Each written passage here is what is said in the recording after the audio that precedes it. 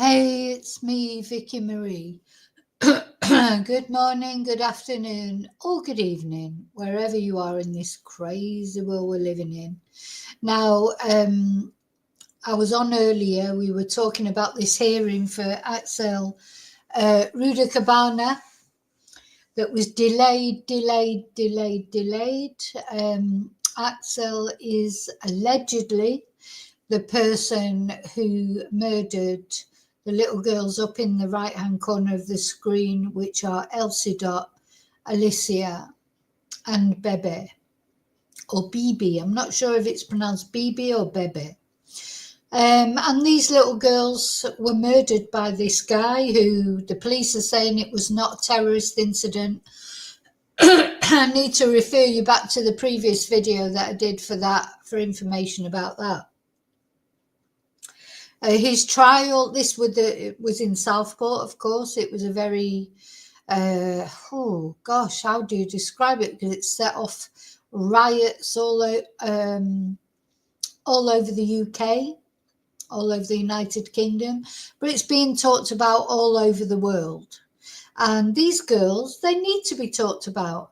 You know, some people saying, what are we going to do? Mention him and not mention them? They are the most important thing. These three girls, because of this man's actions, he was 17 when he allegedly did the crime. He's now 18 years old. He's sort of a child himself in a way. And there's lots of questions, aren't there? Was he radicalized online? The police are saying it's not connected to terrorism, even though he had bomb-making equipment and PDFs from Al-Qaeda, but they're still insisting on saying that. I don't believe it for a minute.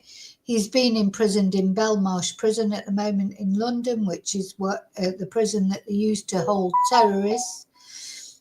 And he has appeared by video link because the actual court hearing is in Liverpool, closer to Southport, where the actual crimes took place.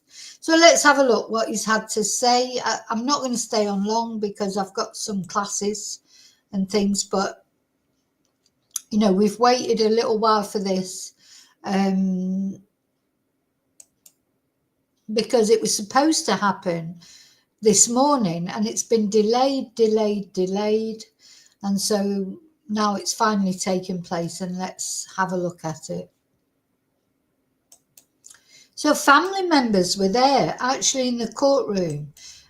So he's appeared by video link, but the actual family members of these three girls were there.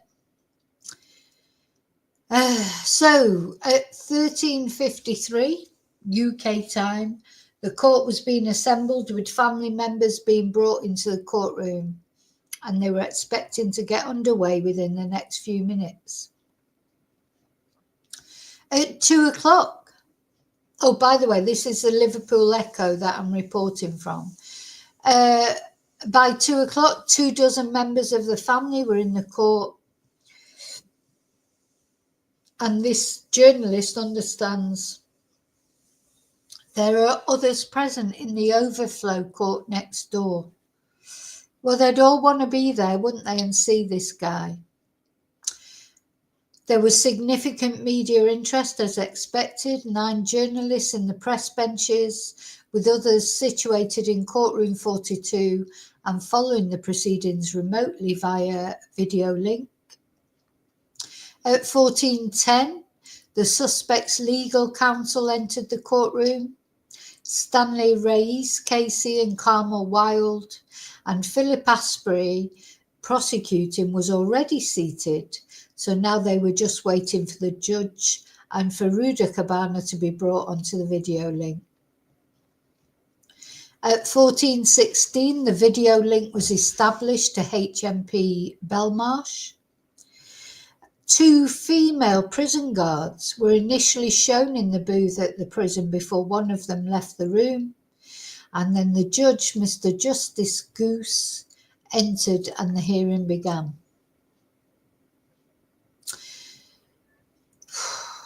So at 14:18, Axel appeared on the link, but he does not speak to confirm his name. He appeared on the video link in a grey prison-issue tracksuit. He was asked to confirm his name, but he did not speak. The court clerk asks whether there is a prison guard present who can confirm that the proceedings can be heard, but no response is received. However, then an officer enters and confirms, "Mr. Rudakabana can hear you." He is again asked to confirm his identity, but he remains silent.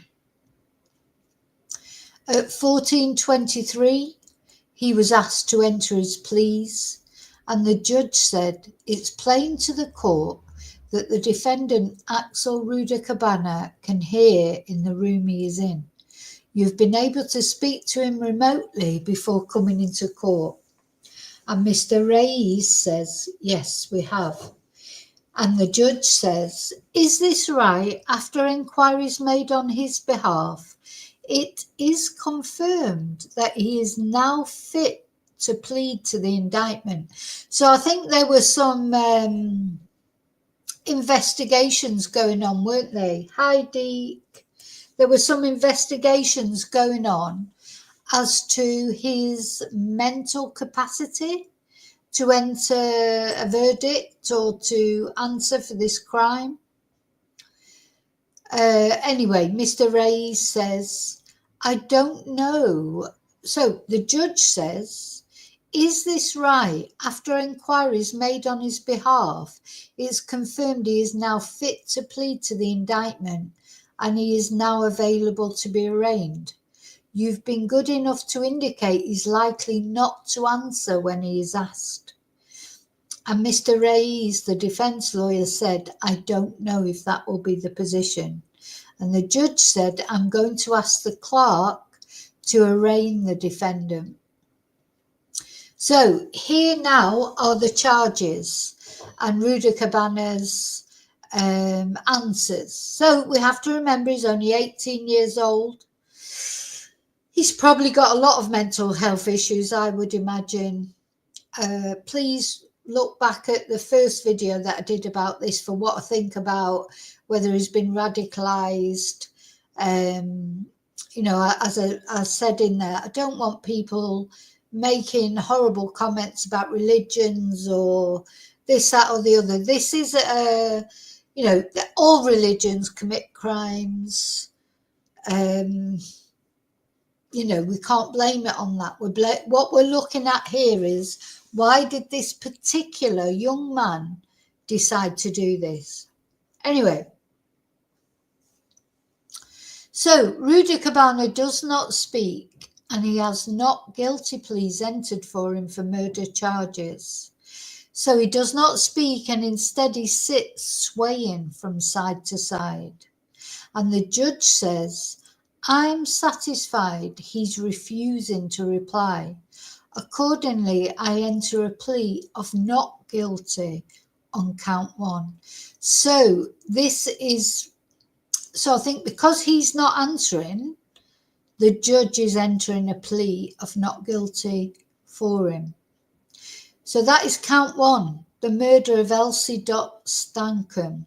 They've spelt that wrong. It's not Stanbom, it's Stankham with a C. That's really irritating, isn't it? You know, it's the mainstream media. They're supposed to get things right like that. Anyway, count 2, the murder of B.B. King.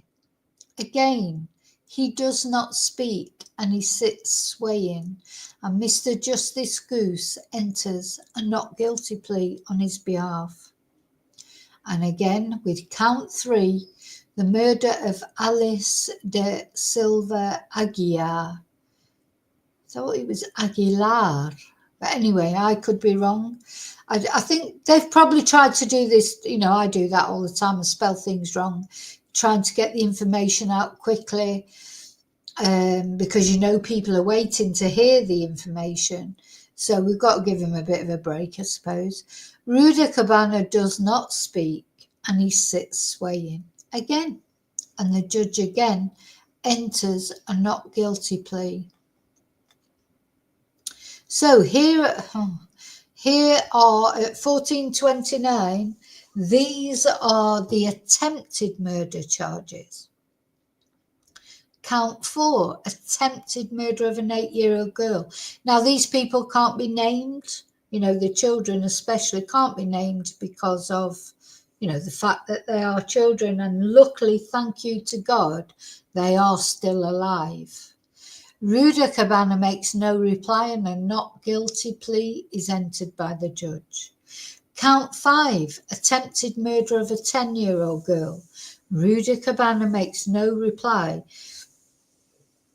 and a not guilty plea is entered by the judge. Count 6, attempted murder of a 9-year-old girl. Rudakabana makes no reply, and a not guilty plea is entered by the judge. Count 7, attempted murder of an 8-year-old girl. Rudakabana makes no reply, and a not guilty plea is entered by the judge. Count 8. Oh my God. When you see them listed like this, you realise how awful this event was, how many people. These are the attempted murders. That's besides the 3 girls that were actually murdered by him. When you see them listed like this, you realise the enormity of it. So again, not guilty plea entered by the judge. Count 9, I can't even remember which count I've got to now because they're all virtually the same. But I'm going to go to count 9, attempted murder of a 13-year-old girl. So don't forget, this was a Taylor Swift dance workshop. So I think they were all girls. There could be boys there. I mean, there's a lot of boys like Taylor Swift, of course. But actually, they were all girls. Did he choose it deliberately because there were young girls there? Did he choose that place because it was Taylor Swift? We don't know. We're hoping that all these details will come out in the trial. Count 10, attempted murder of an 8-year-old girl again. Rudakabana makes no reply, and a not guilty plea is entered by the judge. The defendant is now leaning forward with his arms crossed. Count 11, attempted murder of a 7-year-old girl. Rudakabana makes no reply, and a not guilty plea is entered by the judge. So he's just not speaking to anyone. So the judge is having to make his pleas for him. Hi Yvonne, hi BF. So at 1431, the judge entered not guilty pleas for remaining Hart Street charges. Count 12, the attempted murder of Leanne Lucas. Again, Rudakabana made no reply, and a not guilty plea was entered. Count 13, the attempted murder of Jonathan Hayes. Now, Jonathan Hayes was someone who went along to try and help, to try and stop him doing what he was doing, and got seriously injured as a result. So that is the attempted murder of someone who was trying to help, trying to rescue the children. Count 14, the possession of a bladed article in a public place, namely a kitchen knife on Hart Street in Southport. And yet again, Rudakabana makes no reply, and a not guilty plea is entered by the judge. Now, Leanne Lucas, who is count 12, she is one of the teachers that were there. She was very seriously injured, but I think she's okay now. Let's hope so. But I mean, whether she's probably got lasting injuries, but I think, as far as I know, she's out of hospital now and she's recovering, and let's hope so. She tried to protect the children. So imagine all those children. I mean, this was one young boy with a knife. You'd think that you'd be able to stop them doing all this damage, but you know, the shock element, someone just walking in with a knife and just attacking willy-nilly, you know, and especially someone like Axel, who looked like he was in some sort of mania, or you know, it's hard to stop someone like that because they don't act like normal people, you know, like, so he's just like intent on causing the most damage as possible, killing the most amount of people, doesn't care if they're children, doesn't care if they're women, doesn't care if they're men. He's just trying to cause the most destruction that he can. So what do you do against someone like that? Because he's not bothered about consequences. You know, most people sort of think about consequences, don't they? And especially if they thought they were getting overpowered, or there were too many people there, they might do a runner. He didn't care about that. He's just like stab, stab, stab, stab, stab, cause as much destruction as possible, probably because he's been radicalized online. Again, we don't know for certain yet, but to me it just seems logical that he was. Why else would you do that? Why else would you have bomb making equipment in your home, or a PDF from Al Qaeda? You know, the police can say this is not terrorist related as often as they want to, but of course it's terrorist related. I mean, I do think he was acting independently. I don't think he had, you know, there's anybody else involved in that sense. But of course it was. He's gone online. He's become radicalized for whatever reason. You know, his parents are Christians from Rwanda. Maybe he was rebelling against them. We don't know. We don't know. But we find out in January. So then he's given a terror charge. You know, this is what makes me so angry about the police. You know, it's just F off, because the police said, even just recently, oh no, this is not terror related. Of course it's terror related. Now he's had a terror charge. Now I understand why they're drip feeding this information. I do understand they don't want more riots. Fair enough, but come out and be honest about it. So at 14:33, he was given his terror charge, which he didn't reply to. Count 15, the production of a biological toxin, namely a quantity of ricin.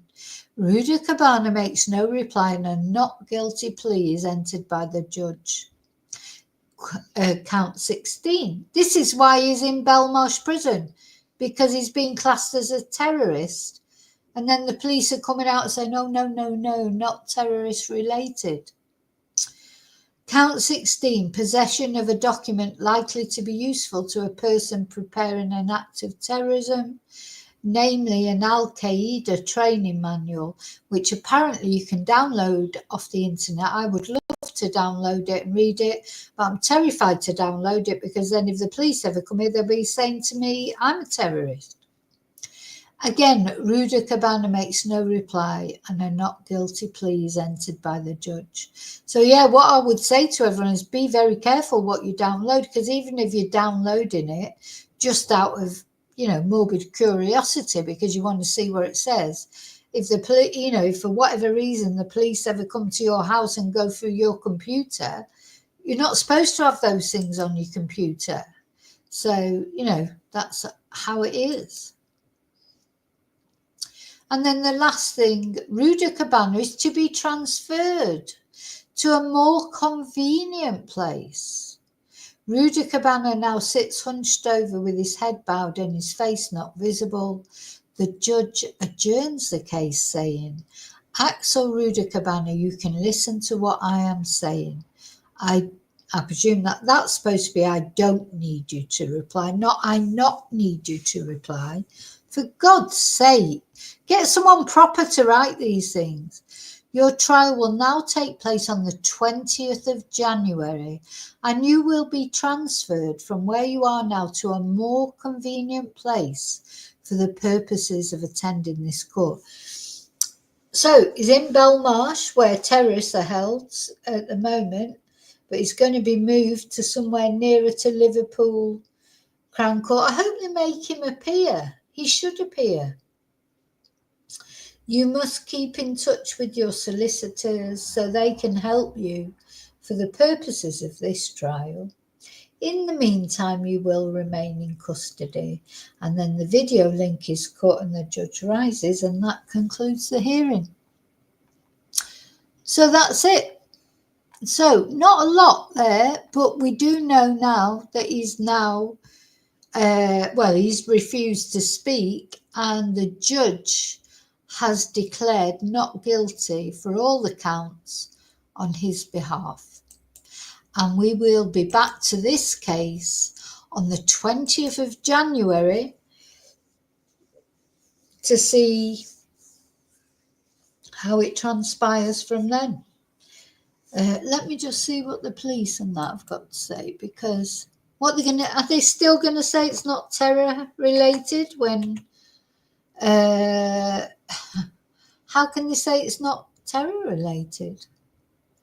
Let's have a look at this. Has not been publicised much on the mainstream media in the UK. Let's have a look at Sky News. Not guilty pleas entered for Southport stabbing suspect as he refuses to speak. He did not answer when asked to confirm his name, and he sat fiddling with his hands. As a prison officer confirmed he could hear the court, he refused to reply. Blah, de, blah, de, blah, de, blah. They shouldn't be allowed to refuse to reply either. No, where do they get all these rights from? People who don't care about other people's rights, like these children. These children had a right to go and enjoy their Taylor Swift workshop and continue with their lives and, have a full life like everyone's entitled to. So why is he entitled to any rights, like the right to silence or whatever? Anyway, there were around 15 family members of the victims in court, including Alison's parents. At times, Rudakabana swayed his head from side to side, bowed his head towards his knees, wobbled his jaw. He's probably coming down from what drug-induced psychosis he was on, and he's probably thinking this is not real, what he's going through. But it is real, Axel, unfortunately, and it is sad because he is only a young man. And he has thrown his life away as well. I do feel for him, especially for his family, more than him. But most of all, I feel for these three and all the others that were affected.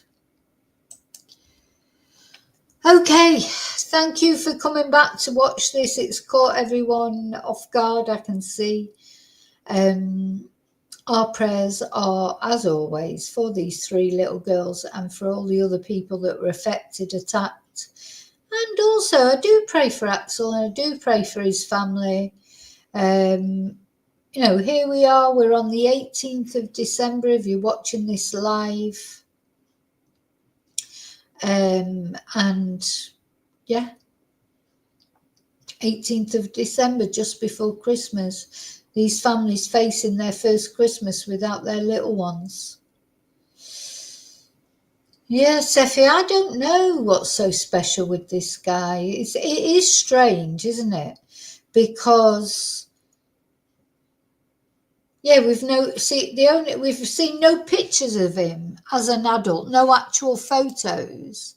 And there must, I mean, as people get older, teenagers, they don't like having their photos taken. But I cannot believe there's no photos of him. All we've got to see is artist drawings of him. But do you know what? I think we just have to wait until January, because I don't think I think there's a lot to come out with this. Maybe he is tied in with other terrorists, sort of lone wolves. That's what they call them, don't they? These bedroom terrorists, they become lone wolves. They go out and do things like he's done, and they're not connected physically with other terrorists. But when the police sort of look into it, turns out that they are affiliated with other people, and this might be what happens in this case. But until the trial begins on the 20th of January, we won't find out. And will we even find out then? I think that, there's so many secretive things going on, especially in the UK. I think in the UK, they're terrified of setting a torch paper, like it's setting things alight. And I understand that. I absolutely understand that. And I think that's what happened in the summer. That could have been a total revolution, couldn't it? A total revolt. But, maybe that'll happen in the future. I don't know. But you know what? They need to look up. Get rid of Charlie Boy. Get rid of Chamilla and Prince Pedo Andrew, and there are other things that need to be sorted, that we'll never find out the full truth of what's going on in those sort of circumstances, will we? So Britain's honestly, if you think you get the full story in Britain, you get more truth in Russia than you do in Britain. They keep everything from everybody, and nobody knows what's really going on, do they? But yeah, what is it about him? Anyway, so we'll find out, hopefully. We have to be patient. It is ongoing investigation. There is a court case coming up. So we have to presume, by the time the court case comes up in January, we will find out the truth of everything. But I don't know. What do you think? Okay, I'm going. So I'll see you really soon in the next video. And until then, may your God go with you. And just let me put the girl's picture up before we go. I don't want to look at him anymore. Yeah. Fly free, these three little ones, Elsie, Dot, Alicia and BB. And also their families, what they're going to be going through this Christmas without these little girls, because Christmas is about children, isn't it? Yeah, how they're going to be getting on here, I don't know. Anyway, thank you. I'll see you very soon.